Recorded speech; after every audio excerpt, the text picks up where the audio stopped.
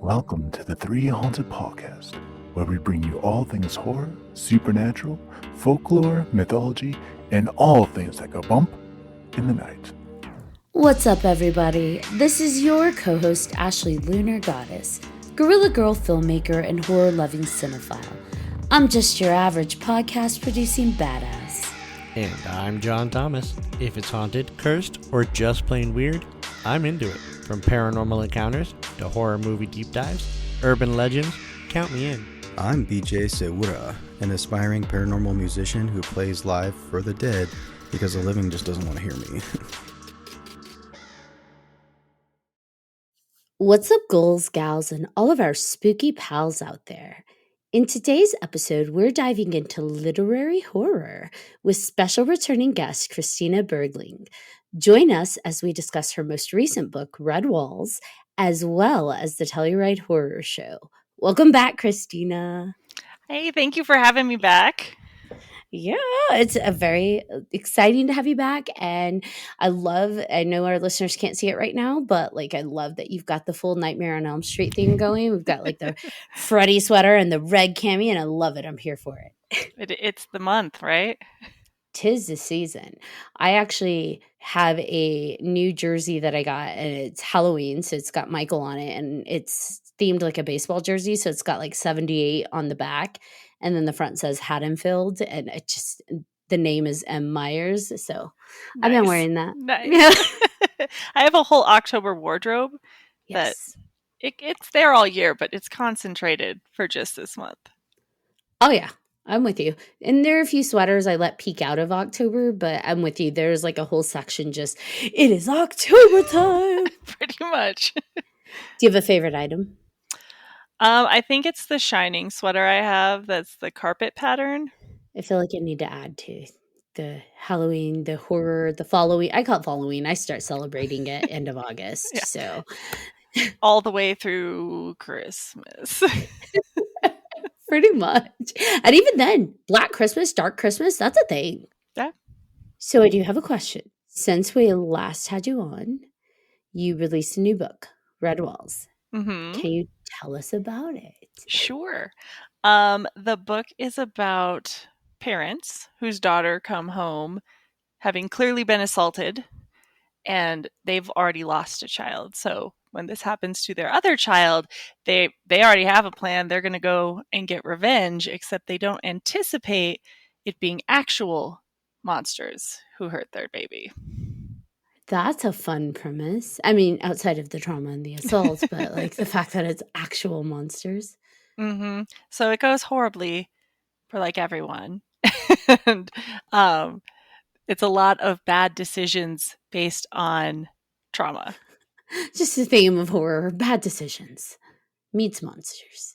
How early on in the book do you discover as a reader that they're real monsters that they're coming up against?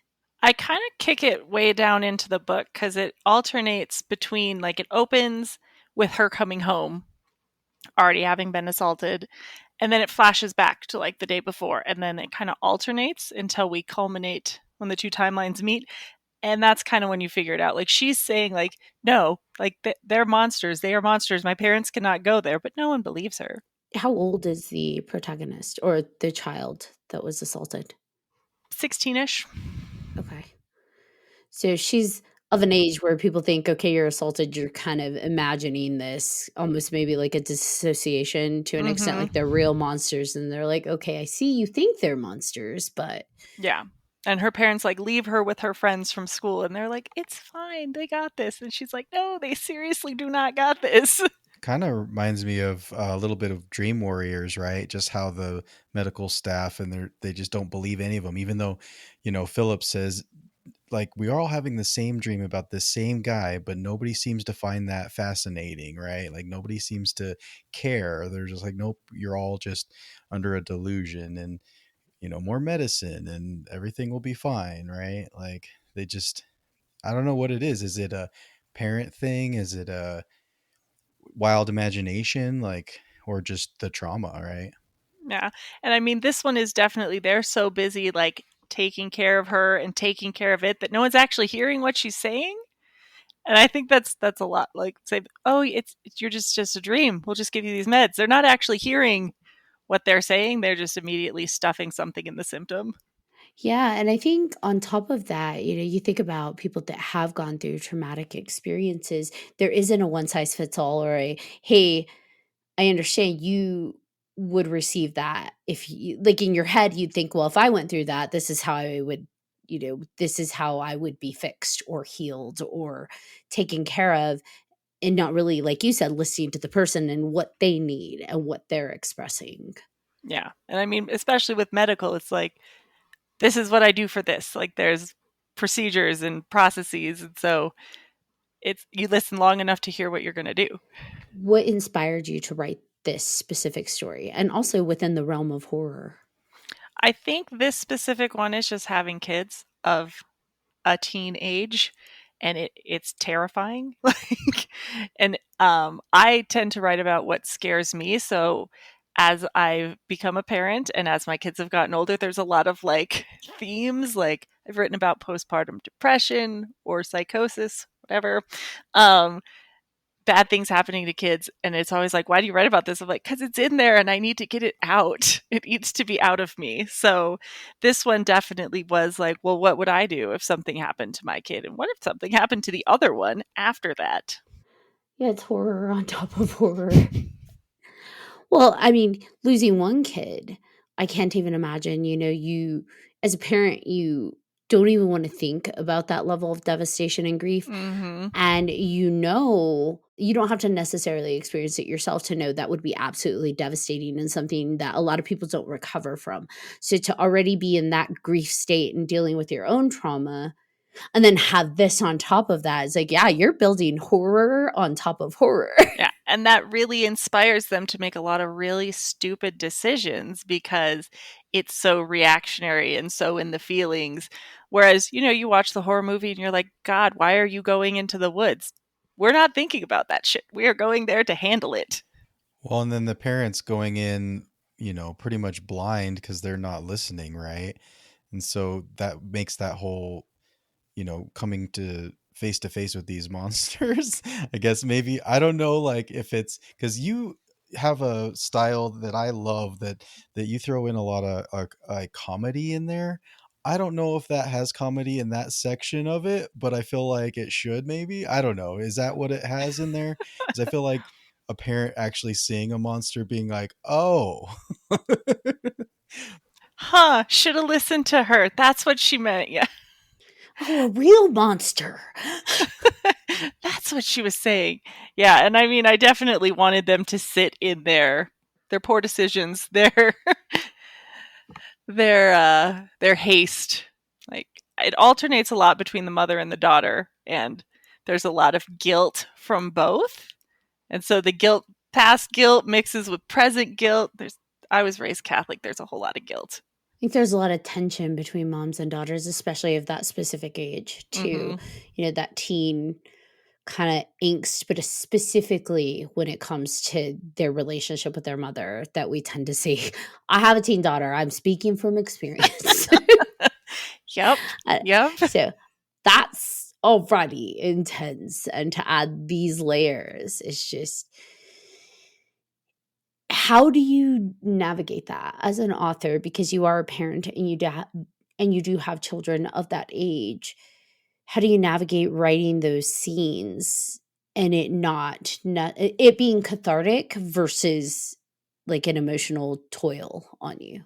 Well, I mean, definitely, and I think it's gotten better as the kids have gotten older. Like they're practically slasher bait age at this point. So, like, it's getting easier. But like when it was the definitely the younger ones, writing it would often mess me up. But then when I was done, I was like, and now release. Like we don't have to dream about this anymore. We don't have to think about this anymore. It is out there on its own in the world.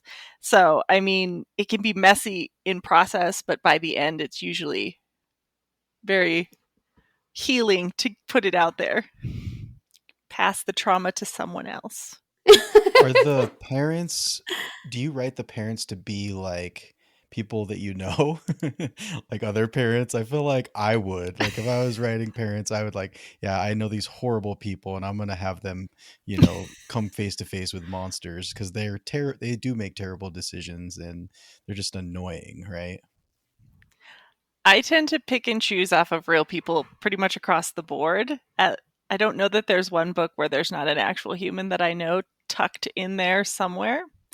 Um, for the dynamic between the parents, I used a couple that I know. They don't have kids, but their dynamic when it comes to like when something confronts them, something bad or scary or awkward, like how they interact, I definitely ripped it from them. Is there anything, especially with this, because this is very particular to the family relationship and trauma dynamic, is there anything, given your upbringing, that you bring in from your relationships with your parents? Or is this specifically from your lens as a parent? I think this one was more as a parent. I mean, the teenager definitely makes awful decisions when it comes to substances, and that one could be me. But for me, the whole time I was writing, I was focused on the mom, even though the daughter gets more page time. For me, I'm writing from the mom. I know you said some of the scenes while you're in the writing process get messy and can be kind of daunting in that way on you. Is there anything that you have to do to kind of pull yourself out of it? Or have you kind of created a practice to help you in those moments get to a not as, intense space? I strangely usually palate cleanse with other horror. Like it sounds ridiculous, but I will watch a horror movie that I've seen like a ton of times and I know how it's going to end and I'm like, okay, this is the track we're on now. That's good. I mean, why not? It's a redirect. I mean, it's not the same horror, it's different horror.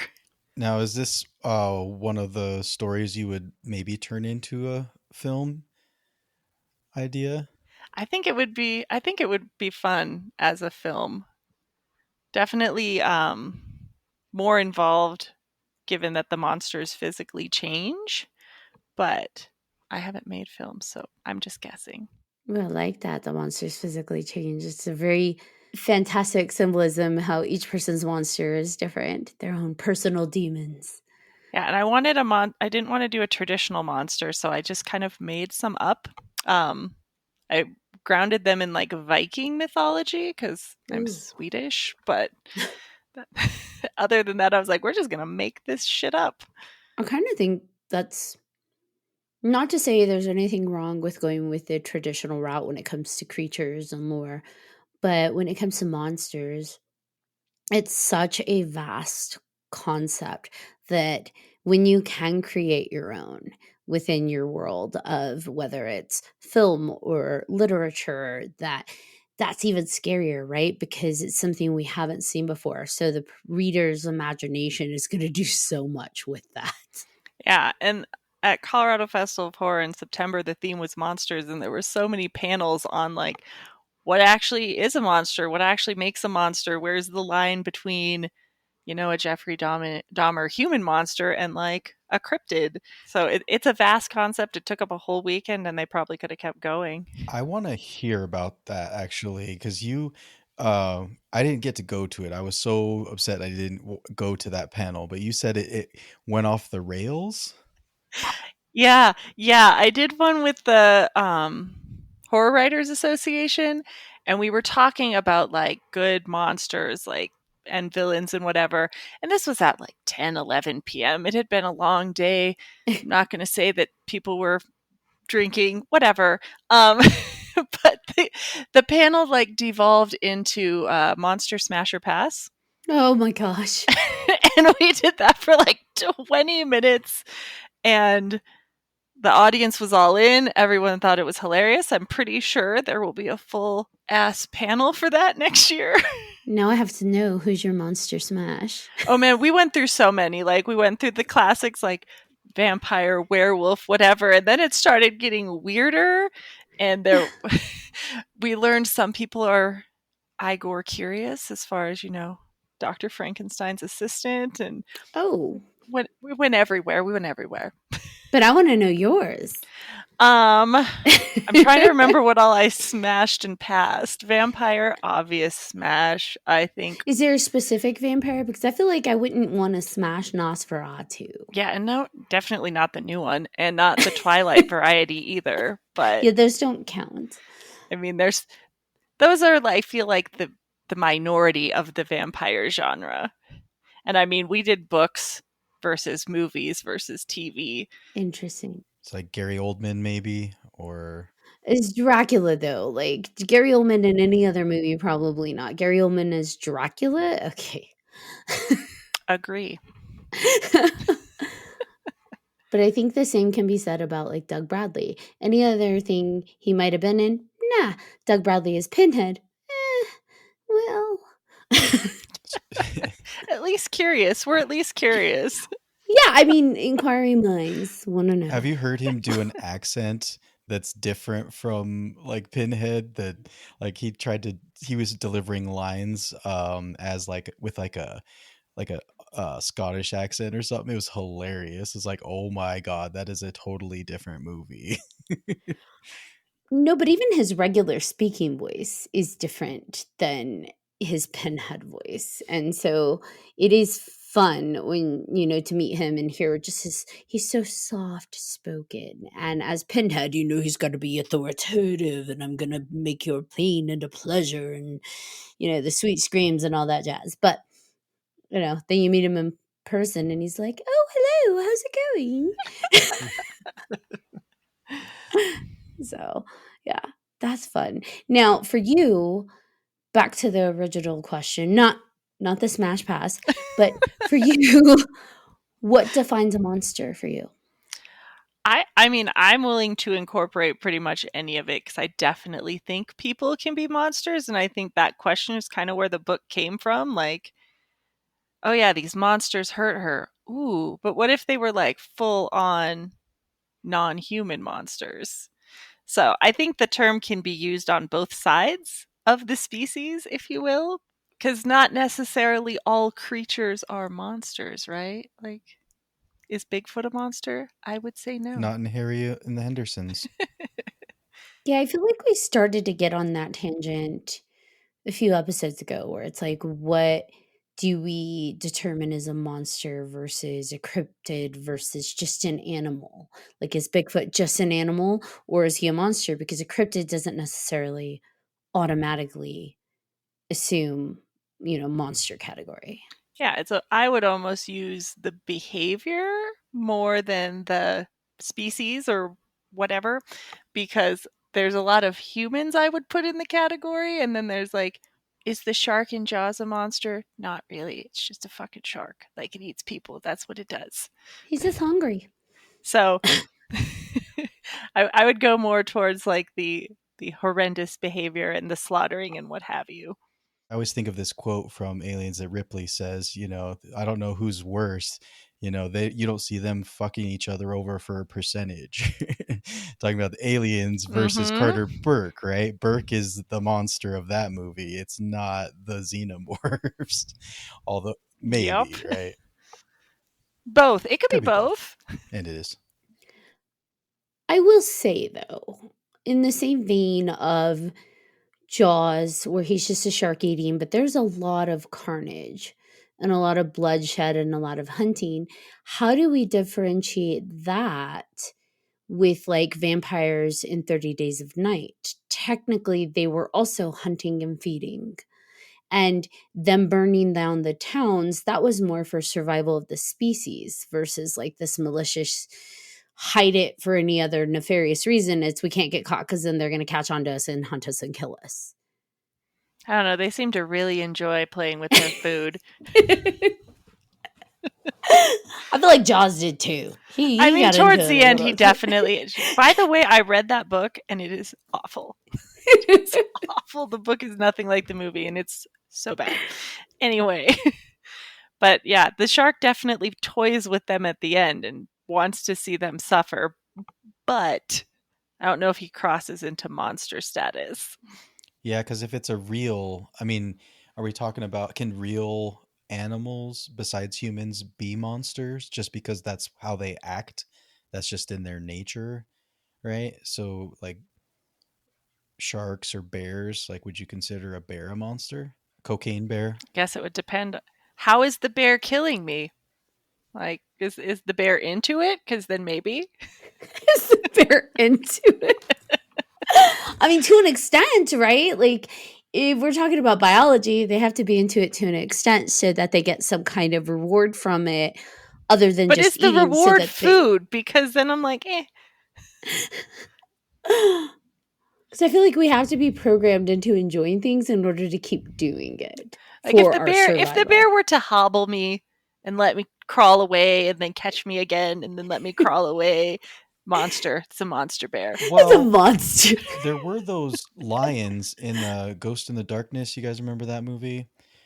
Where they, Mhm. where they were, I mean, based on a real true story, right? These lions, but they didn't hunt for food or they didn't kill for food. They just killed a bunch of people, right?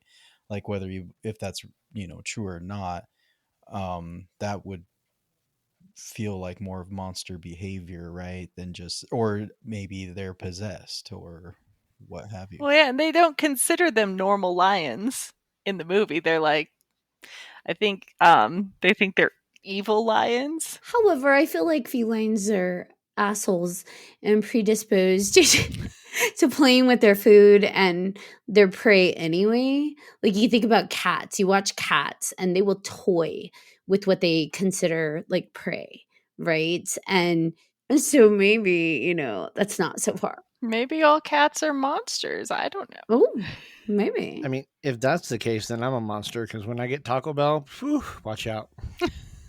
He plays with his food. I play with my food. There's just so many things I think about as far as like what constitutes a monster. Because again, we're thinking about like their behavior, right? I don't know.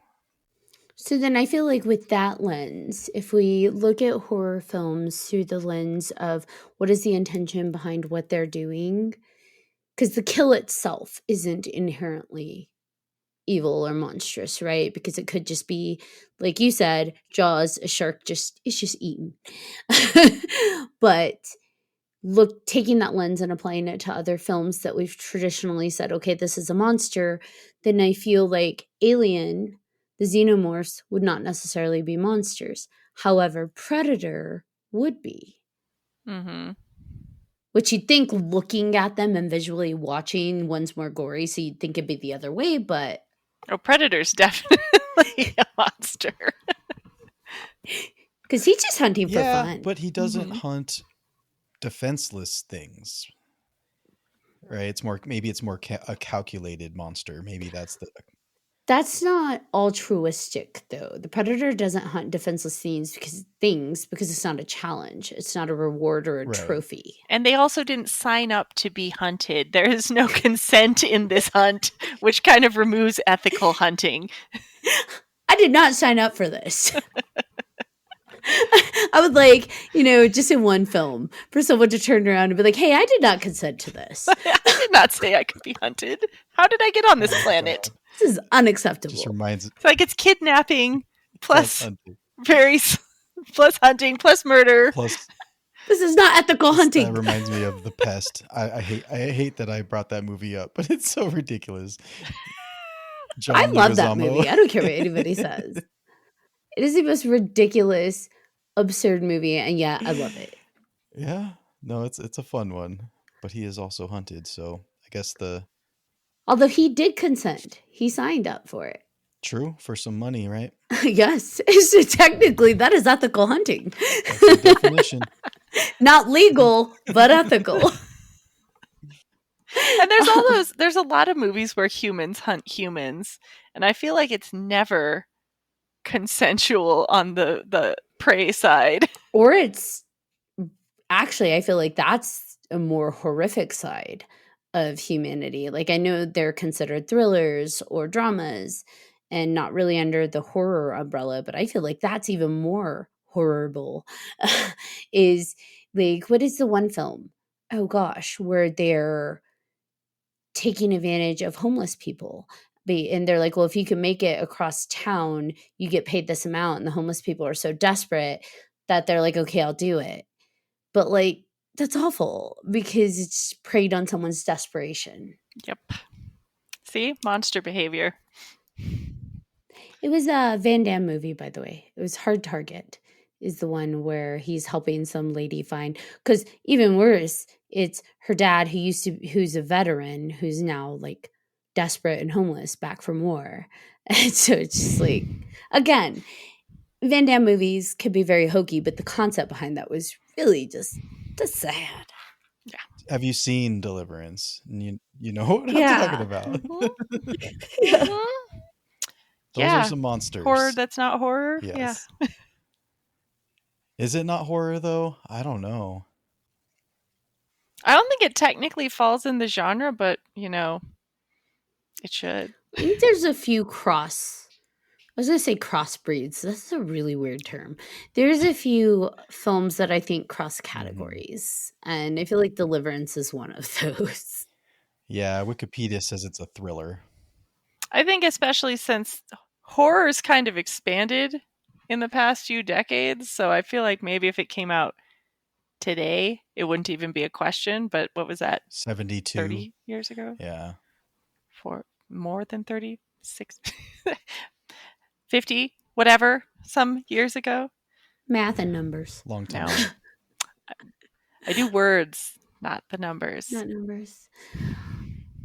Yeah, definitely the horror envelope has expanded, and it's also kind of oscillated in a way that it covers things that weren't before. Because I feel like when Silence of the Lambs came out, that wasn't intended to be horror, but it is. And nowadays, I feel like the serial killer genre has kind of become more of like true crime. So Silence of the Lambs might be more under that umbrella, but horror is always going to claim it. Yeah. We're not giving up Hannibal. No. We are not getting rid of Hannibal. What is And Buffalo Bill. So what is Longlegs then? That's horror though, because that's actual spirits in the right. dolls. But it could also be thriller psychological, right? Because it is kind of like a true crime without that. Like if they took out the last scene. No, because she's still, in my opinion, because she has the psychic connections.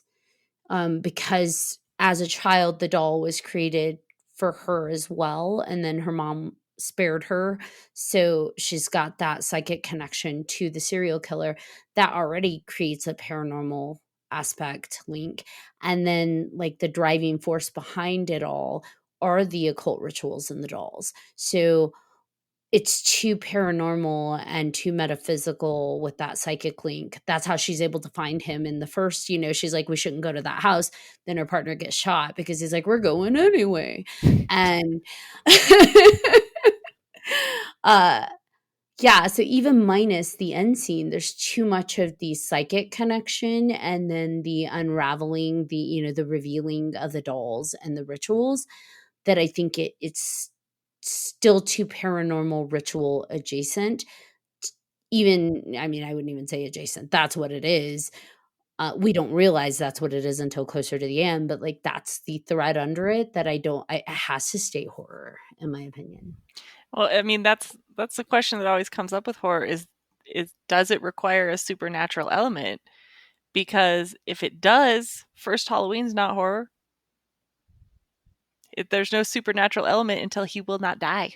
I don't think it does require that, but I think at least for Longlegs, the idea that because it is so heavy in the true crime detective realm, the question would be, well, is that really true crime or is it horror? And for me, it's like, well, there's so much occult in there that like possessed dolls and occult and psychic connections that it's like, I think that one stays in horror.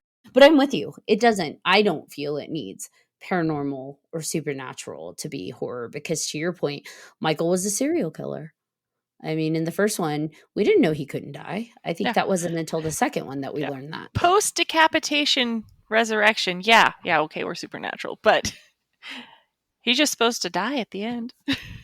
Well, even in the second one, he's set on fire. He's gone through the explosion and he still lives. And then in the fourth and fifth one, they blasted him with shotguns and Yeah. set him on fire, and he's still alive. So at that point, we just kind of learned he's pure evil, and pure He's evil just not never gonna die. dies.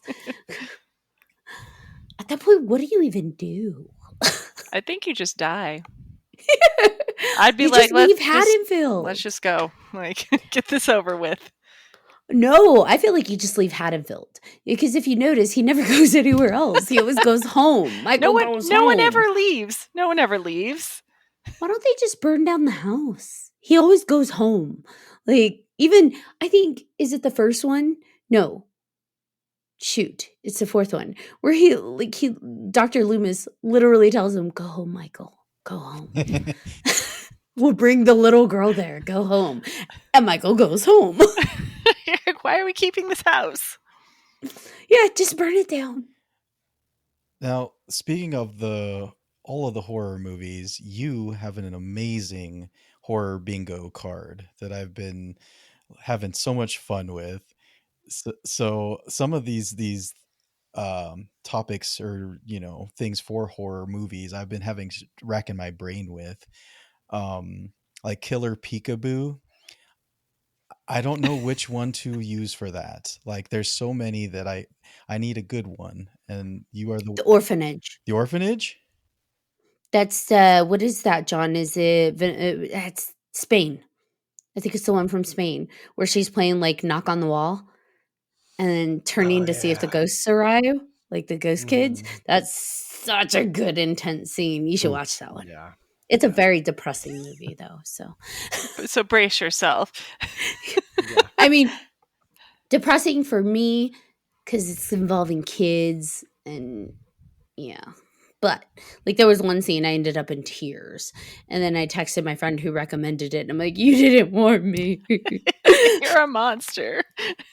Yeah. There was no warning at all. That's a monster. Yeah. He didn't warn me, and he knows. He knows how I feel about specific categories, children and death. And I'm just like, you knew. And you let me watch this without any kind of warning. Okay. But phenomenal film, though. I have noticed, Christina, you did put a parent death in there. And that's another one where I'm like, what's a good... There's so many. I It's know. like 90%. It's like Disney. Any Like Disney if film. the parents gonna be dead. Disney. We have to get them out of the way so that the kids can continue to be stupid. So You gotta always kill your safe character. Yeah. Although some of these parents are not safe. You can watch Bambi. There you go. Done. First 10 minutes. It's got to be a horror film. Bambi is not a horror film. It kind of is. Depends on how you look at it. I mean, there's a horror Bambi, isn't there? Didn't Yeah. they just release a horror Bambi? Oh, yeah. Halloween 4. There you go. I mean, parent death and Killer Peekaboo are like low hanging fruit because it's I was gonna after say. slasher Problem, movies. though. Like, Yeah. I want to watch something I haven't watched in a long time, or something I haven't watched at all. And that's What's a tricky one on the bingo card for you? well, there again, like, well, Skull Crush. That's a fun one. That one, So there's many. one I want to see a good Skull Crush. American History X? Oh no! Yeah. Oh, That's not horror, but that is horror. oh my God! You could use Never Hike Alone for a Skull Crush. We watched that the other day. It's a good Never one. Hike Alone. Okay. Trying to think which one hung me up this year. This is what I love about it, because it's new every year. You pull it out, and there's just so many fun things, right? Like the one I had the most trouble with was Car Trouble, because there's so obviously we've actually, that's kind of been a theme the past few episodes. We've connected car stuff with all these movies, which is funny. Like Michael Myers, like where did he learn to drive, right? Yeah. He just taught himself on the fly, or that's the supernatural element. I'm not sure. Do we consider car trouble not being able to drive the vehicle? So the rules of this game are there are no rules. So I leave them totally wide open. Like animal killer is on there. Does that mean someone kills an animal? Or does that mean an animal kills someone? Whatever you want. Whatever you want. I love that, because I would put clown in a cornfield for car trouble because she doesn't know how to drive stick shift. She can't get away. I did Joyride. Joyride was a fun one. That's a good one. Candy cane. I have drowning left, and I'm like, I know there's a lot of drowning in horror movies, but I'll be damned if I can think of anything right now. La Llorona. Yeah. I'm just trying to deviate from like the traditional like Right. Jason, because I know the little girl starts to get they drown. The two boys drown at the beginning, but then also the little girl, she tries to drown her in the bathtub. So it's like that movie's Lots of fun. drowning. Yeah, and then there's, I think, the Deep House. Is that the one where they're underwater in the house that's like haunted or some shit? I haven't seen that. That sounds terrifying and fun. Yeah, and I almost drowned when I was in my 20s. So I'm the whole time I'm like, Oh God. See, I am highly claustrophobic, so some of these movies get me. The Descent. Like, yep. The Descent fucks me up. There was one movie, I don't remember the flippin' name of it, but at the end of it, I remember the guy goes under the church. There's tunnels, and he's trying to get away from this like demon thing. And the tunnel starts big, but as he's running, it gets smaller. And like to the point where at some point he's crawling and he's like using his toes to push himself forward. Nope. And I Nope. swear I was about to have like a full anxiety attack with him. I'm just like, in this, put me out of my misery, kill him or something. I can't take this. Oh, that movie got me.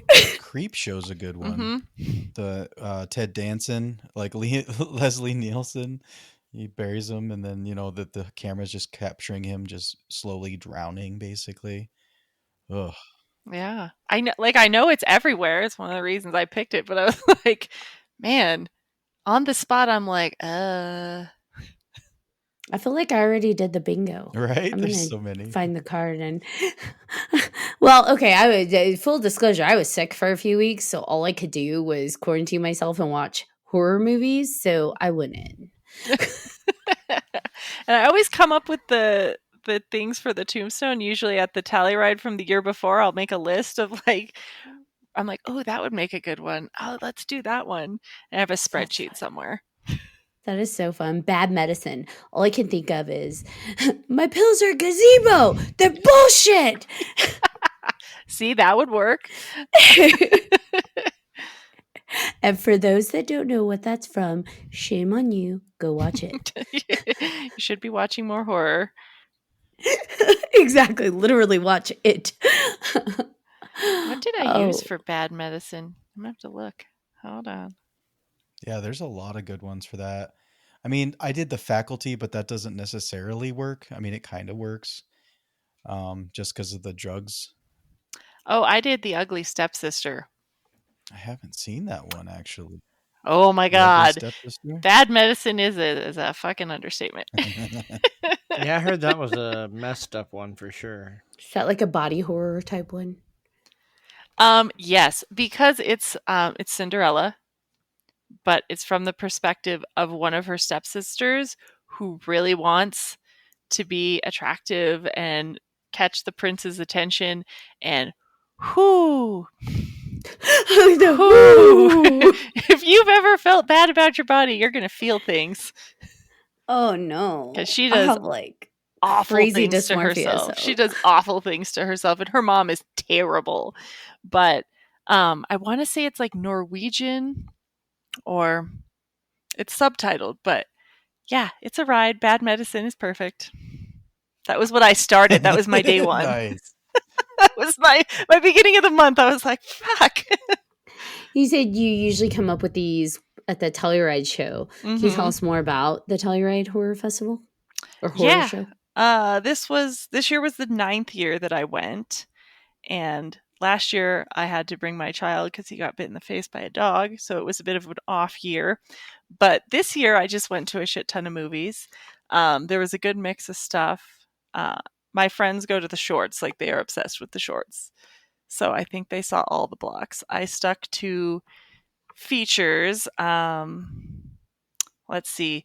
There's a new serial killer coming out of Tennessee that's gonna have a franchise of movies. It's called Dolly. Ooh, It's real. It's very much 70s hillbilly type shit, Oh no. and dolls are involved. I like it. Oh no. But it has Sean William Scott in it, which was very surprising, and I could tell in the first 5 minutes that it was filmed in Tennessee because I lived there for a little bit, and yeah, they go hiking and terrible things happen to them. And saw Dust Bunny from the director of the Hannibal series, and that one is a like straight 80s kids movie that just happens to be rated R. It very much had, like, he was talking about taking inspiration from like Goonies and Gremlins and all that, and it's totally there. It's about a monster under a kid's bed, and she tries to hire the hitman across the hall to kill it. Nice. It was so entertaining. It was so funny. That one was great. There was another season of the Creep tapes. If you guys have seen Creep, I know there's a Creep 2, possibly a 3, and then there's the Shudder series. Hysterical. Like, the episodes that we saw from season 2 were even better than season 1. They were so funny. Oh, Good Boy, the one with the dog. Oh yeah, how was that? It is slow, but it is very, I think if you make movies, you will really appreciate how this guy made a movie with his dog and managed to pull it off and make it look really pretty. It's just, the dog doesn't emote a whole ton, so some of the scenes tend to drag. You don't say. But I really liked it. I was getting very upset at the end. I won't tell you why, but I was very invested because the dog is pretty fucking adorable. It is an interesting take that we haven't seen before in the horror genre, especially when we talk about like first person perspective, right? Usually it's from the lens of the protagonist that's a human, whether it's a child or an adult or something in between. So to have it now a dog, it's just like, well, that's different. But everything I've seen so far, like in terms of trailers and clips, it looks really solid. I don't think there's anything wrong with slow horror. Yeah. I feel like we need that a little bit more. Not to say everything in horror needs to be that way, but I feel like we hit this momentum in horror where it's all just intense action, action, action. And it's almost like horror junkie on steroids mode, and everything is just so aggressive. So when we get those slow burn horrors, I don't know, I appreciate them. Yeah, and it definitely has that, and it's filmed in a really unique way because it is so much from the dog's perspective. So like the humans are there, but you would never, like, I don't think you see them in a traditional shot even once where they're like, you can see their full bodies from like where you would see them as a person. Yeah, that reminds me of a show called High Maintenance. I don't know if you guys ever seen that show, but it was at HBO. Basically, this guy, he did a YouTube series, web series, and HBO like picked it up. And it's basically about this pot dealer who goes into the worlds of these people's. That's how he gets into the world of all these different pot smokers, and they're basically, the show is about how every pot smoker's very different. They're very different lives, and one of them, it is completely from the perspective from the dog, which is really cool. Just how this pot smoker's dog like gets lost basically in the city, and finds its way to like a different owner, and just the whole story is just, it's beautiful. It was actually done really, really well.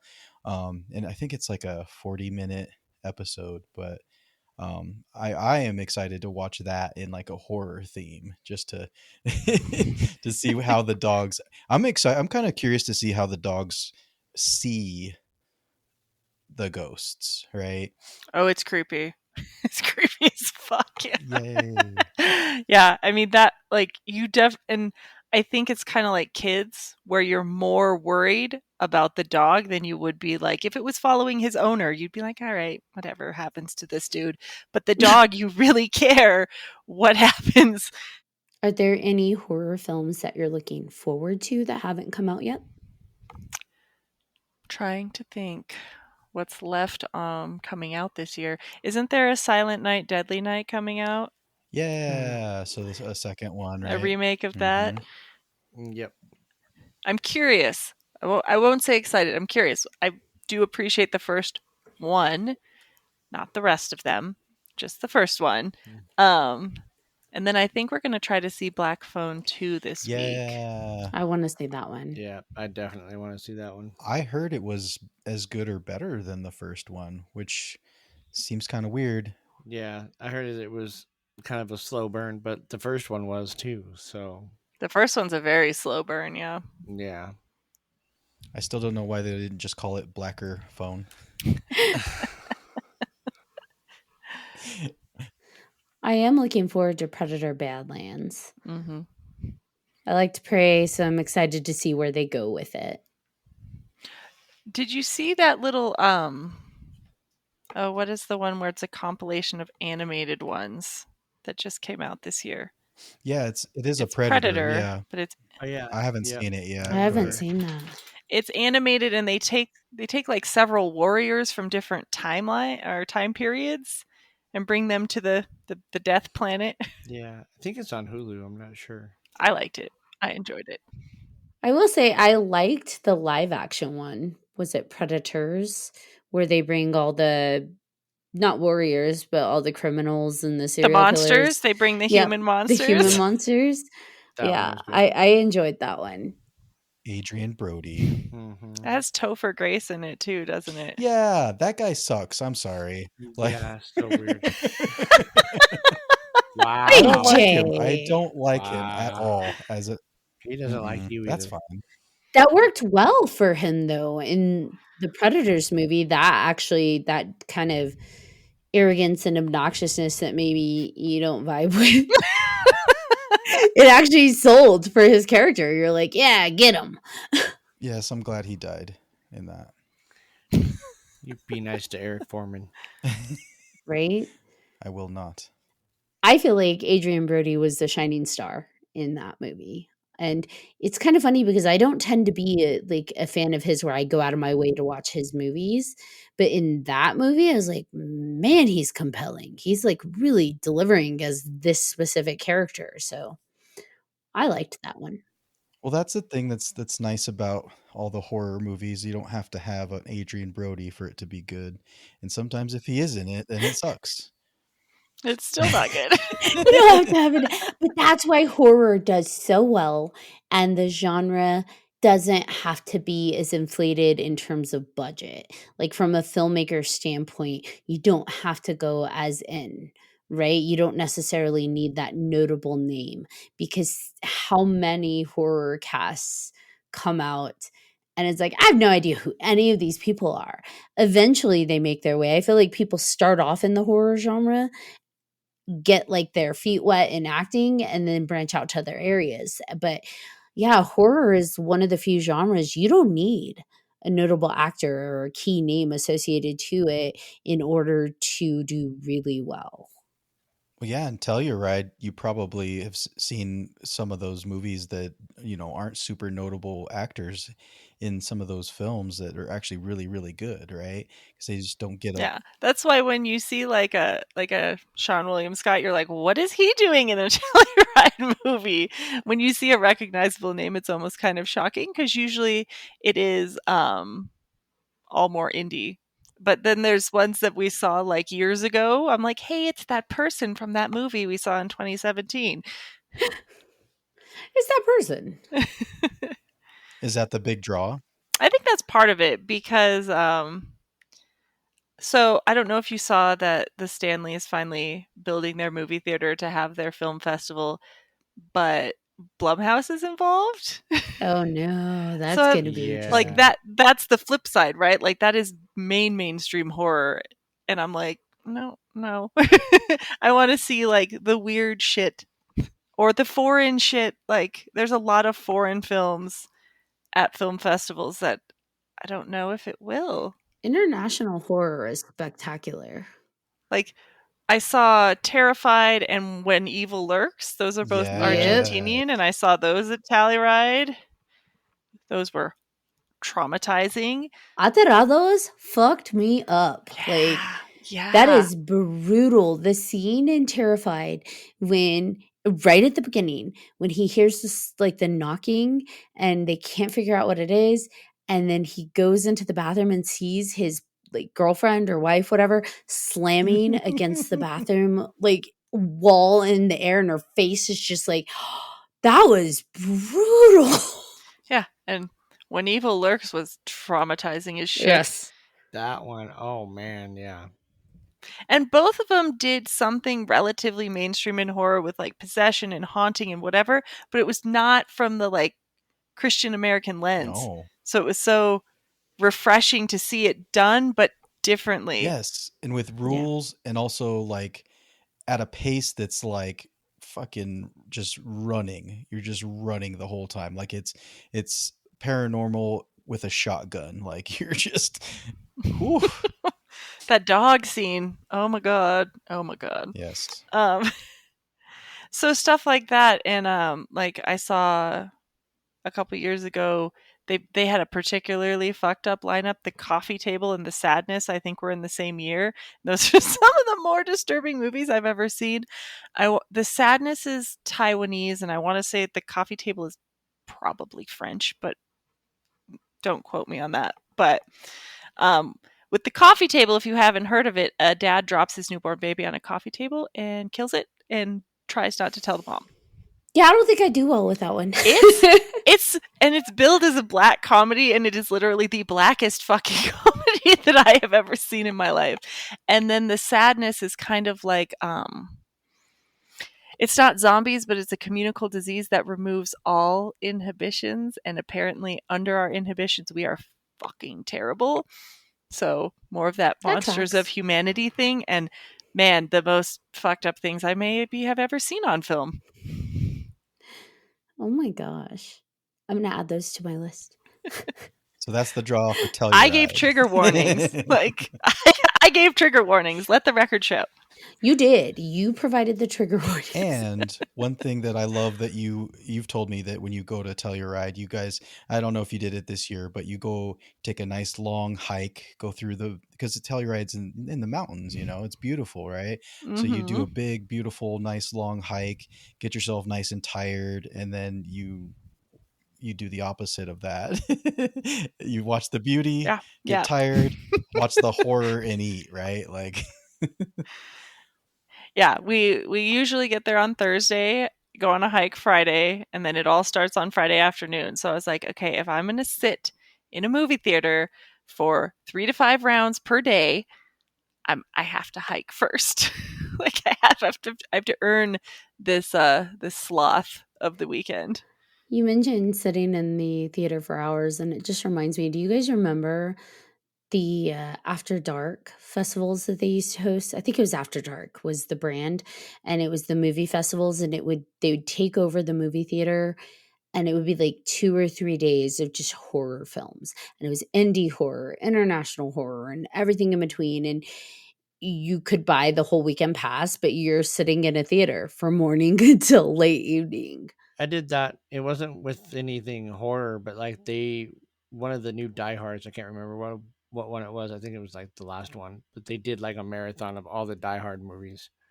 And I was like, yep, I'm taking the whole day off and going. It was like 9 o'clock in the morning to like 10 o'clock at night. It's like, yeah. I would like to rent like one of the private theaters that you can do, and just rent like a few back-to-back movies and do my own like little festival. Do it. But it would be vampire themed. Are you surprised? Yes, of course it would be. You have to start off with The Lost Boys, and then you finish with that's The Lost finale. Boys. Yeah, you end with The Lost Boys. That's a finale. That's the beautiful, gloriousness. I don't know what I would start with. Twilight. Just kidding. Because I feel like I'd have to end with, I'm going to pretend you didn't say that. I'd end with like Fright Night and then The Lost Boys. But I feel like the beginning, I don't know what we'd put there. Well, you have to start with a bang though, right? Like the first one has to be a banger to keep you going. And then, 30 Days of Night. Yeah, there you go. That's a good one to start with. Or yeah, I don't know. Interview with a Vampire. I would have to think about that. No, that would not be on theme. Not at all. Dracula 2000. Ooh. That's so fun. I don't care what anybody says. That Is is that the one so fun. where they're on the plane? Yes. Okay. Well, part of it is, yes, on the plane. Yeah. That's where, like, it's mostly in New Orleans, and there's like it's like a heavy advertisement for Virgin Records. I mean, that's where they yes. work, and a lot of the scenes take place there. What would you do, Christina?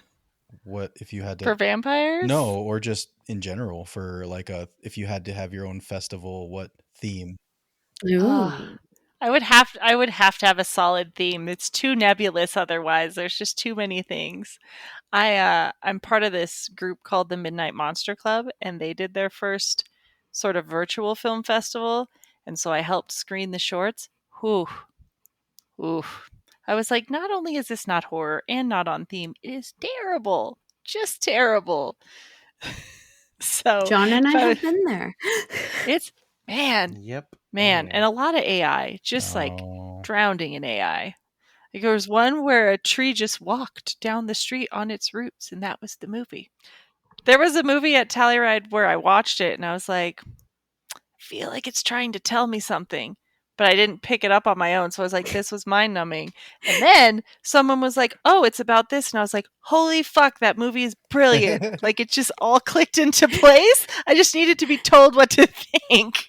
I mean, it's nice, though, that we have that ability, right? Especially at a horror festival, because you have people that are there to experience the film, but also oftentimes they're going in to appreciate it in a way that you're not necessarily going to get in a movie theater. Like, right? Yeah. Like, you're going to go to a showing and leave and be like, wow, what did you take away from that? What's the message you received? What's the psychology behind that? Like, people aren't necessarily going with that purpose of really, like, not only digesting, but exploring Yeah. the full extent of what they're watching. Whereas I feel like more of the community's doing that and appreciating that at like the film festivals, whether it's horror or not. Yeah. And since it's multiple days, you get to catch like line chatter and bar chatter about which movies were hits or misses or what have you. And there's like critics who'll be there.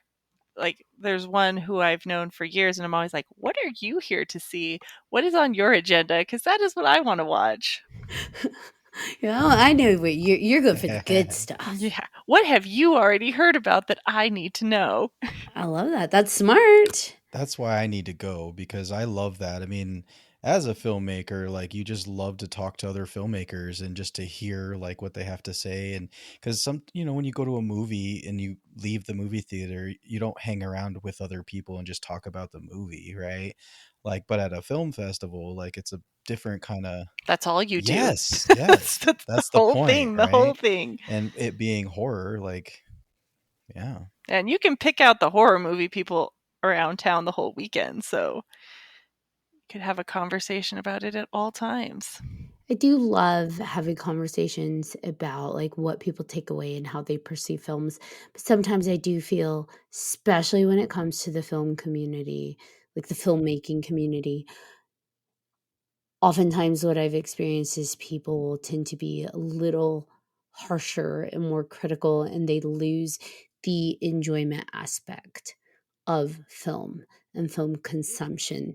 It's more going to a film to break it down. Let me watch it to break it down what's wrong with it versus the appreciation of the art, and then maybe what didn't land. It's like a mixed bag for me. While I do enjoy talking to other filmmakers about film, I have found sometimes it can also be a little exhausting because they're like, well, had I done it, I would have done the camera choice at this angle. And had they used this technique, and well, that was, and I'm like, a beautiful film. I have heard more about 16 millimeter than I care to have ever heard. I think there's one particular director who's come a couple times and he babbles about it endlessly in the Q&A. And a different director said 16 millimeter, and I was automatically like, ugh. Checked out. I was like, I don't care. I don't care. Please tell me how you made this doll mask. That is what I care about. Like the practical effects, or the story. How did you come up with this? Like, what, just the moving moments, right? The parts that people are there for, like why it landed, not like, oh well, this pacing was wrong because of this lighting and blah blah blah. You know what I mean? It's just being too technical with it, and that's like what you're saying. They're just missing the point, unfortunately. Yeah, they do a pretty good job with the Q&As, keeping them like filmmaker stuff will come up because there's filmmakers in the audience, but they do a pretty good job of keeping it more like anecdotal and stuff like behind the scenes sort of shit that everyone would find interesting. Well, and that's what I love about the film critics that can keep that grounded footing when it comes to, because I know after a while you're watching so much, it's probably really easy to get into the kind of critical mode. And yes, you're a critic for a reason, but it is nice for the ones that have been doing it for decades and decades that can still keep that perspective of appreciation, right? Appreciation for the art, and not like a false appreciation, like that toxic positivity, but just being grounded in appreciation of the art first. And then again, like if it just didn't land for you, that's okay. It didn't land. And yeah, I don't know. I love that you are active not only in the literary community, but also the film community within horror and the Midnight Club, or what did you call it? Midnight Monster Club. The Midnight Monster Club. Now, I know Red Walls came out, what, in May? Mm-hmm. Do you have another one coming out soon? I do. I have 2 under contract. My first non-horror is coming out sometime next year, and then a sequel to my first book is coming out sometime next year too. Yay, congratulations. Thank you. Is there any aspect of writing that you haven't explored yet that you are curious about exploring? Like maybe a different genre or a different kind of topic of humanity you want to tackle? My non-horror is pretty slim, being that it's one book and or story. So I probably should try to stretch a little bit more. I'm part of a multi-genre critique group, which is super helpful because it's nice to, like, it's a fantasy author, a historical fiction author, and 2 horror authors. So it's nice to get the perspective outside your genre because, for example, one of them is always like, no one would do that. They're so dumb. I'm like, they have to be dumb for the horror to work. Like, you have to come with me on this journey, because if they don't make bad decisions, they just go to the cops at the credits roll and it's over. But hearing that will make you reevaluate it from a different perspective. Like, okay, maybe they are too dumb. Maybe we've crossed that dumb white girl shit line. That we're too far. Just pull it back. Just a few bad decisions. But there needs to be an inciting incident that makes her make this bad decision now. Now, for those that want to find more about your books and stay in tune or stay up to date and current with your releases, where can they find more information? My website is just my name, ChristinaBergling.com. I'm also under my name on Instagram, Facebook, Blue Sky. I think that's the big ones.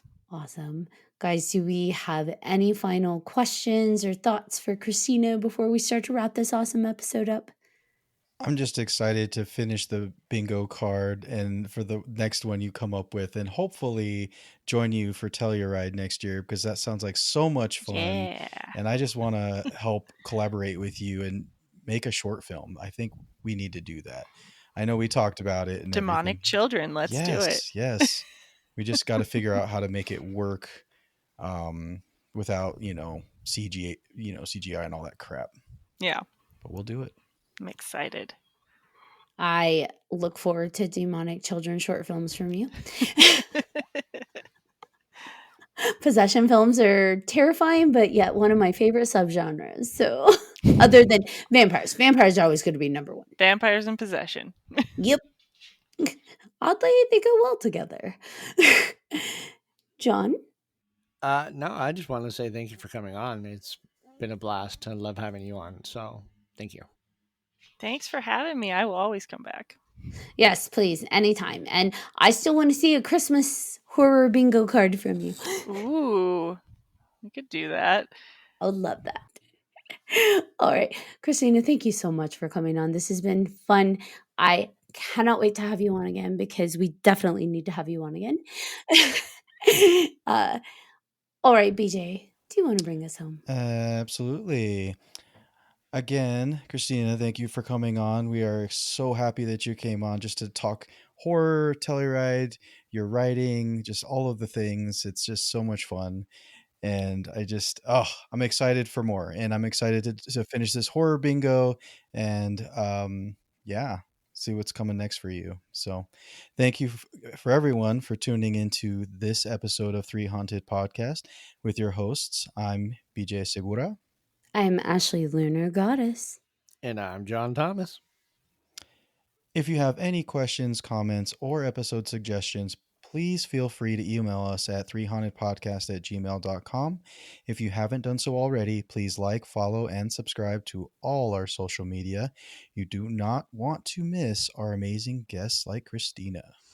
Also, don't forget to check out 3hauntedpodcast.com, where you'll find all of our past and current season episodes, as well as guest information and all kinds of awesome 300 merch.